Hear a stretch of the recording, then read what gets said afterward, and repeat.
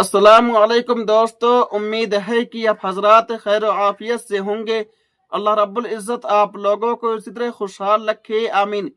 हज करने से सगीरा गुनाह माफ़ होते हैं या कबीरा गुनाह, इस बारे में दारुल देवबंद ने फतवा दिया है।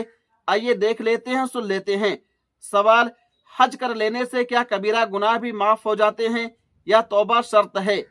जवाब, बिस्मिल्लाहिर्रहमानिर्रहीम। हज करने से या दीगर इबादत करने से गुनाह सगीरा माफ़ होते हैं। गुनाह कबीरा के लिए तौबा शर्त है। तौबा के बगैर गुनाह कबीरा माफ़ नहीं होते।